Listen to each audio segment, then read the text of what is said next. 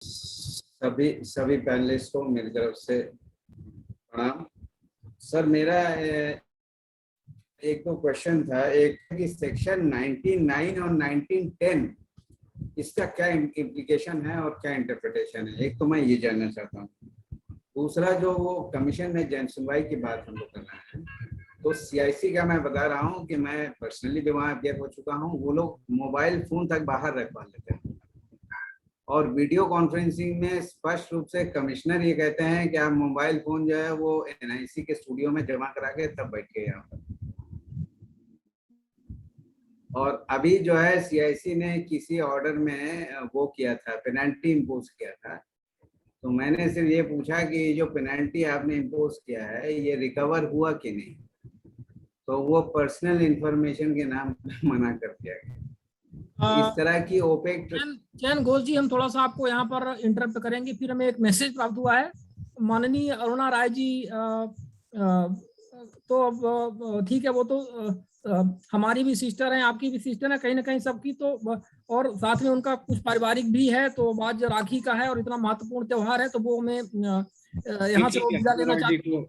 Ji sir, thanks a lot Aruna ma'am, आने के लिए शुक्रिया आपका, सुनकर बहुत अच्छा लगा आपको। बहुत बहुत धन्यवाद मैडम। और बहुत बहुत शुक्रिया कि आपने मुझे झेला। और मैडम कानून के आप इतने अच्छे कानून को लेकर के आई, तो अब देश को तो झेलना ही है, आप चाहे जो भी कहिए। आप हमारी माता तुल्य हैं और माता हमेशा बच्चों को झेलती है, और ये आपका आशीर्वाद है और आपका बड़प्पन है। बहुत बहुत धन्यवाद आपका। बहुत आप सबको भी बहुत बहुत शुक्रिया। उम्मीद है वापस मिलेंगे। ठीक है, प्रणाम, नमस्कार जी।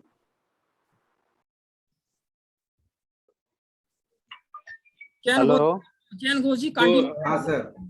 आत्मदीप सर आपके सवाल का जवाब देंगे। 19(9) और 19(10) का क्या इंटरप्रिटेशन और इम्प्लीकेशन होना चाहिए? यहाँ पर एक और हम थोड़ा सा जोड़ना चाहेंगे। हमारे बीच में वीरेश बेल्लूर सर भी थे और शैलेश गांधी जी ने उनको उस समय पॉइंट आउट किया था, जब अरुणा राय जी मैडम थी, कि वो कर्नाटक में जो व्यवस्था लागू हुई है जन सूचना पोर्टल की तरह है, तो उसके बारे में कुछ ब्रीफ करेंगे। तो हमें लगता है कि क्या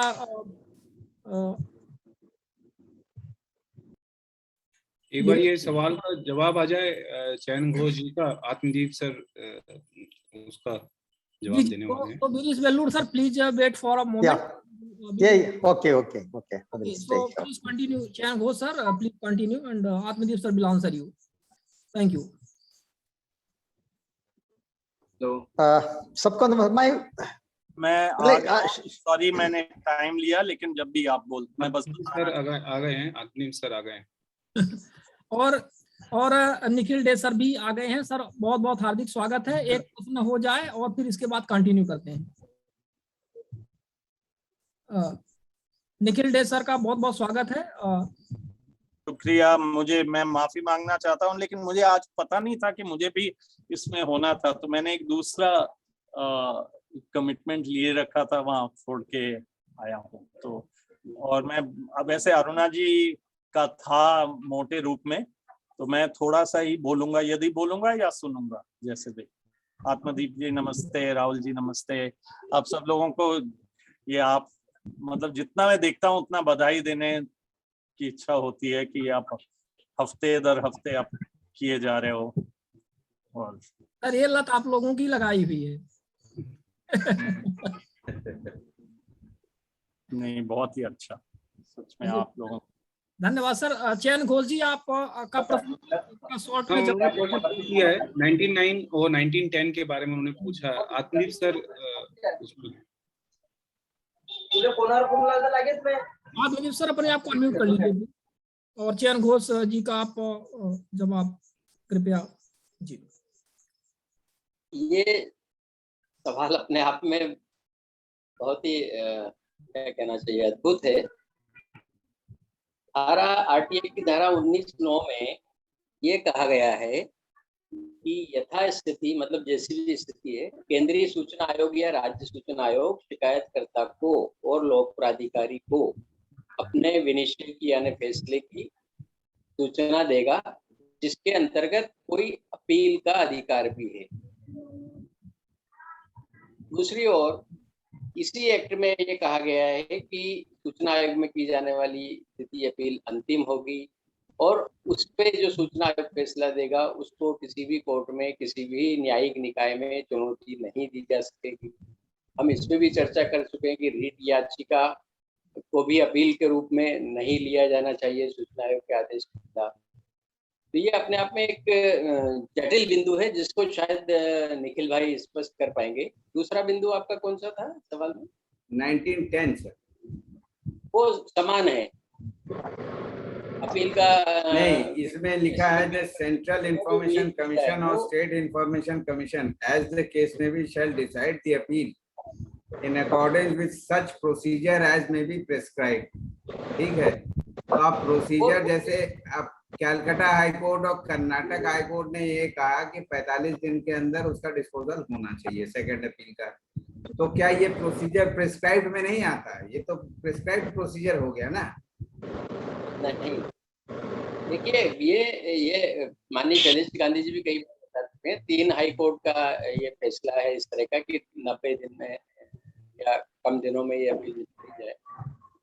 लेकिन एक्ट के हिसाब से केवल जो अपील के निपटारे की विहित प्रक्रिया वो यही है कि संबंधित पक्षकारों को सुनवाई का अवसर दिया जाए और सुनवाई करके जल्दी से जल्दी उस बारे में आदेश पारित किया। एक तो यही कहता है। हाई कोर्ट जो रेशियो डिसाइड कर रहा है वो इसके ऊपर बाइंडिंग नहीं है कमीशन के ऊपर, यही मैं जानना चाहता हूं। एक हाई कोर्ट का आदेश पूरे देश में अनिवार्य रूप से लागू हो ऐसा कहीं देखने में आया नहीं। सुप्रीम कोर्ट के मामले में तो ऐसा होता है, और पर्टिकुलर किसी केस में उन्होंने आदेश दिया तो जरूरी नहीं उन्होंने कहा हो कि ये भाई इसको न्यायिक दृष्टांत सभी मामलों में माना जाए या नहीं माना जाए।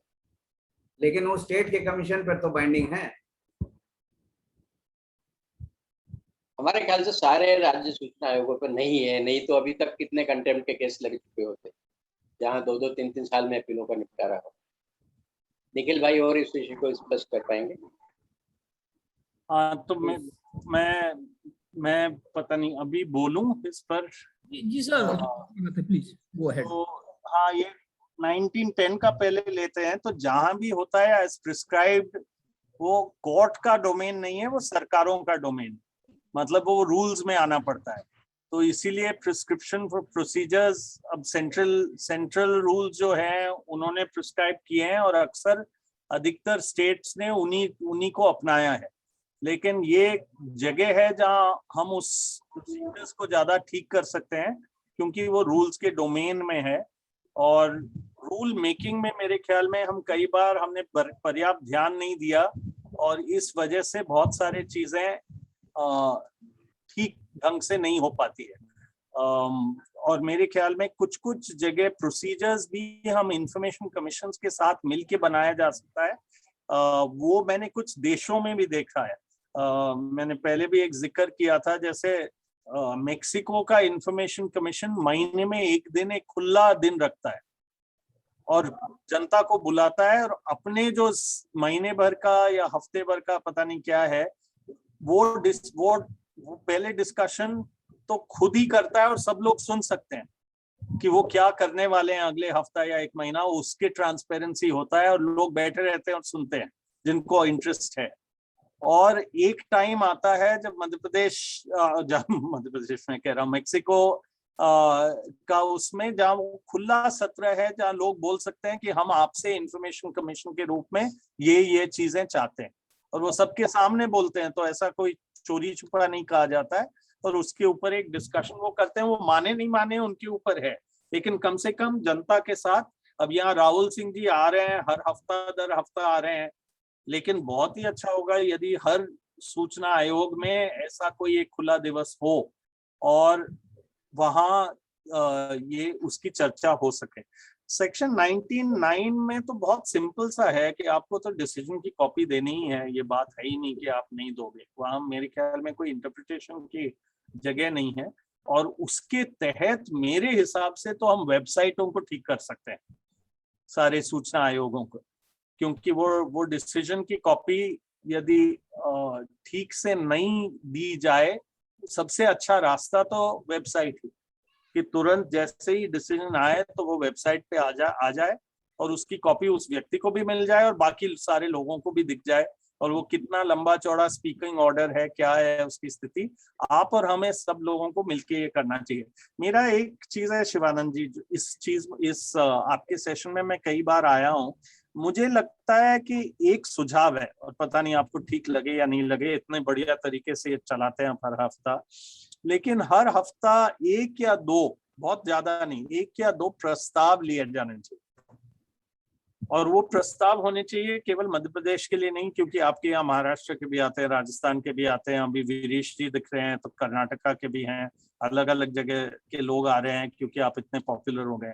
तो ये प्रस्ताव हम कह सकते हैं हम अपने अपने आयोगों के साथ करेंगे, सूचना आयोगों के साथ, तो या हम अपने अपने सरकारों के साथ करेंगे, या हम सब मिलके केंद्रीय सरकार के साथ करेंगे, हम NCPRI को भी लिखेंगे, हम कोई और मंच कितने हैं, एक NCPRI जरूर है जिसमें शैलेश जी, हम लोग कुछ लोग जुड़े हुए हैं और उन्होंने बहुत कुछ किया, लेकिन मान लो और भी राष्ट्रीय मंच है, उनके साथ करें, या CHRI के साथ करें, या SNS के साथ करें, या जहां जहां जो मतलब सबको यहाँ के प्रस्ताव हो, और वो शाम के प्रेस नोट आप इतने बढ़िया तरीके से, मैंने तो बहुत कम लोगों को देखा है कि वो पब्लिसाइज किसी वेबिनार को जिस ढंग से आप करते हैं, एक एक अखबार में निकलता है, एक एक चीज का भाषण निकलता है, आप बहुत अच्छे ढंग से इसका फॉलो अप कराते हैं, तो प्रस्ताव चले जाएंगे तो वो रह जाएगा और लोगों को समझ में आएगा कि हमें इन सवालों पर ये चीजें करनी चाहिए आगे जाके। ये एक सुझाव है, क्योंकि हो सकता है मैं एक जवाब दूं और सहमति नहीं हो, लेकिन प्रस्ताव पर सहमति तो होगी, तभी वो प्रस्ताव लिया जाएगा। तो बहुत सारी जो बातचीतें हैं, तो ये एक सुझाव मेरा है। दूसरा एक चीज बोलना था सर, इसमें सेक्शन 99 में ये कह रहा है including any write of appeal. जी sir, write of appeal sir write of appeal कहीं जाता नहीं है ना, राइट ऑफ अपील निखिल है सर, निखिल तो है ये सर। क्या डिसीजन में ये डिस्क्लोज करेंगे कि हमको राइट ऑफ अपील है? राइट ऑफ अपील आपको सर, आप इसको सर आप ऐसे समझो, आप इसको कानूनी प्रक्रिया बना रहे हो। राइट ऑफ अपील तो इनविजिबल राइट है ना, वो तो आपको फंडामेंटल राइट है। जी, तो कौन ले रहा है आपसे? बात यह है कि आपको कम्युनिकेट करना है, जैसे आप यदि RTI एप्लीकेशन देते हो और जब जवाब आता है जी वही मैं कह रहा तो हूं। उसके अंदर लिखा जाता है कि आप फला जगह में अपील कर सकते हो, वो नहीं भी लिखा है तब भी है ना आपके पास राइट ऑफ अपील। ऐसा थोड़ी है कि वो ले जाएंगे, उनके ऊपर एक पाबंदी है कि वो कम्युनिकेट करें, they shall communicate, it doesn't mean that they shall decide whether you have a right of appeal और नॉट। ये अर्थ नहीं है कि उनका निर्णय है कि आपके पास अपील है या नहीं है। जैसे रिट जुरिस्डिक्शन, वो तो भारत के संविधान का हिस्सा है ना, मैं सुप्रीम कोर्ट या हाई कोर्ट जा सकता हूँ, कौन रोक सकता है मुझे? नहीं तो ये क्या, ये हमें कम्युनिकेट करेंगे, कमीशन को कम्युनिकेट करना चाहिए इस सेक्शन करना चाहिए, लेकिन नहीं करे तो क्या फर्क पड़ता है, करना चाहिए यही लिखा है ना। लेकिन ये रिट जुरिस्डिक्शन का नहीं लिखेंगे, ये कमीशन कहेगा, जैसे मान लो कई कमीशंस ने कई बार सिंगल एक डिसीजन लिया, आप वो सुप्रीम कोर्ट जजेस वाला देखो, फिर फुल बेंच बैठता है कई बार कमीशन में, उस पर भी होता है कि कुछ कमीशंस करते हैं, कुछ कमीशंस नहीं करते हैं। तो यदि है तो वो कमीशन लिखेगा कि ये एक ऐसा डिसीजन है जिसमें आप इसको अपील हमारे यहाँ भी कर सकते हो। और हाई कोर्ट के पास जाने का तो रिट जुरिस्डिक्शन तो सबके पास है, सरकार तो आए दिन जा रही है, फंडामेंटल राइट है। ठीक है सर, बिल्कुल फंडामेंटल राइट है, तो यहाँ ये कोई कानून फंडामेंटल राइट को छीन थोड़ी सकता है। अच्छा सर, एक चीज और मैंने जो पूछा था कि जो अभी तो बहुत से हाई कोर्ट्स की लाइव स्ट्रीमिंग भी आने लगी है, यूट्यूब वगैरह में लाइव भी देख सकते हैं, लेकिन कमीशन में, मैं सेंट्रल इंफॉर्मेशन कमीशन की बात कर रहा हूँ, वहाँ पे इस तरह की कोई व्यवस्था नहीं है, और उल्टा है, बल्कि वहाँ पे अगर हम फिजिकली हियरिंग में पार्टिसिपेट करते हैं तो वो कहते हैं कि मोबाइल बाहर रखिए। और दूसरी बात, अगर वीडियो कॉन्फ्रेंसिंग से अपीयर होते हैं, मेरे साथ भी हुआ है, तो कमिश्नर ये इंश्योर करते हैं कि आप अपना मोबाइल जो है वहाँ रख दीजिए, वो एनआईसी के स्टूडियो में जमा करा के तब बैठी। अभी एक केस में कमीशन ने किसी पब्लिक अथॉरिटी के सीपीआईओ को पेनलाइज किया, तो मैंने ये पूछा कि ये पेनल्टी आपकी रिकवर हुई कि नहीं, क्योंकि आपने ऑर्डर तो पेनल्टी की कर दी, अब उसकी कंप्लायंस कौन इंश्योर करेगा। तो वो 81J में एग्जाम्पशन किया है। मैंने सेकंड अपील फाइल किया है, लेकिन मैंने ऐसे सेकंड अपील के भी ऑर्डर्स देखे हैं जिसमें इस तरह के इंफॉर्मेशन को कमीशन ब्लॉक कर दे रहा है। अब जैसा कि हम लोग समझते हैं कि करप्शन तो हर जगह है, कमीशन में भी है, कोर्ट्स में भी है, सब जगह है, तो कमीशन के how to arrest the corruption prevalent in the commission itself. क्योंकि कमीशन सबकी अकाउंटेबिलिटी फिक्स कर रहा है, सबको ट्रांसपेरेंसी की एडवोकेसी कर रहा है, लेकिन कमीशन खुद ट्रांसपेरेंट नहीं और ना वो अकाउंटेबल है किसी को। तो ये पहले तो बड़े सवाल से चालू हो जाते हैं कि ये सारे जो इंडिपेंडेंट बॉडीज हैं इनके साथ ये विडंबना है। और वैसे आरटीआई वजाहत हबीबुल्ला साहब जब ब्यावर आए थे तब ब्यावर की जनता ने उनको कहा था कि साहब हमने आपको आपकी नौकरी दी, और वो बात सही है। जनता ने ही कमिश्नर्स को पावर दिया और दिया ताकि वो जनता की तरफ पैरवी करें। नहीं करेंगे तो जनता को खींचना पड़ेगा, क्योंकि यदि हम बहुत अकाउंटेबिलिटी कमीशन के ऊपर ऐसा कर देते सरकार का, तो वो कमीशन वैसे ही सरकार तो तुली हुई है उनको नीचे दबाने के लिए। तो आज हमने कमीशन को पावरफुल बनाया, ये किया वो किया, जनता ही लड़ी उसके पावरफुल बनाने की। लेकिन जनता को कहीं ना कहीं कमीशन के साथ एक एंगेजमेंट करना पड़ेगा और उसमें कहना पड़ेगा। जैसे राहुल जी यहाँ आते हैं, वैसे हमें हर राज्य में लोग, जरूरी नहीं है कि हमारे मंच पे आए, लेकिन उनके मंच होने चाहिए जहाँ जनता के लिए खुली हो, संवाद के लिए खुले हो। वही उसी संदर्भ में मैं मेक्सिको की बात कर रहा था। And they should maintain the highest standards of transparency. तो आप सही कह रहे हैं कि हाई कोर्ट्स डाल रहे हैं, लेकिन आरटीआई कमीशंस लाइव स्ट्रीमिंग नहीं कर रहे हैं। हम यहाँ से लाइव स्ट्रीमिंग कर रहे हैं, लेकिन हाई कोर्ट्स नहीं कर रहे हैं। तो मतलब हाई कोर्ट, सुप्रीम कोर्ट, ये जगह इंफॉर्मेशन कमीशन नहीं कर रहे हैं, और कुछ एक जगह एक इंफॉर्मेशन कमीशन। अब मोबाइल फोन पर मेरा एक अलग सवाल है, क्योंकि यदि आप एक ऐसे मंच के अंदर हो जहां आपका मोबाइल बच सकता है, जहां आप कुछ और चीजें कर सकते हैं, लाइव स्ट्रीमिंग की अच्छी व्यवस्था हो जाए, उससे ज्यादा कुछ नहीं चाहिए मेरे हिसाब से। क्योंकि हर जगह का एक अपना एक मर्यादा है, और उस मर्यादा को मोबाइल फोन बहुत सारे तोड़ते हैं। आप और हम जानते हैं कि मोबाइल फोन एक बहुत बड़ा हैरेसमेंट भी हो सकता है कुछ जगह। तो वो एक मर्यादा है, उसमें सूचना आनी चाहिए, ट्रांसपेरेंसी होनी चाहिए, और वो लाइव स्ट्रीमिंग से हो सकती है। एनआईसी तो हर छोटी चीज में, हमारे यार पंचायत में लाइव स्ट्रीमिंग के प्रावधान हो गए हैं, तो क्यों नहीं हो सकता है वो एक जहां से एनआईसी का कर रहा है। तो उससे मैं पूरी तरह सहमत हूँ।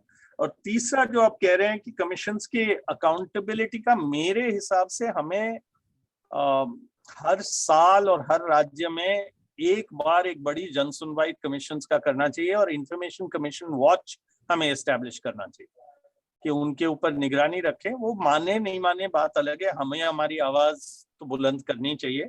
और वहां हमें भी ध्यान रखना चाहिए कि कुछ लोग तो अपना ही ठीक करना चाहते हैं, तो एक पूरे मंच से यदि होगा तो वो सही तरीके से होगा, हम भी उसकी कुछ जिम्मेदारी के साथ करेंगे। क्योंकि अंत में मोटी बात यह है कि कमीशंस को जनता का एक इंस्टीट्यूशन बनाना चाहिए। ये एकमात्र जगह है, एकमात्र नहीं है, सारे कमीशन, जैसे human rights commission human rights लोगों के लिए है, विमेंस कमीशन महिलाओं के लिए है, SC/ST कमीशन SC/ST के लिए है, तो इंफॉर्मेशन कमीशन जनता के इंफॉर्मेशन नीड्स के लिए है। और लिखा भी है कि मान लो मैं मेरे अपील में नहीं जाऊं तो पैरवी कौन करेगा, वो कमिश्नर ही करे।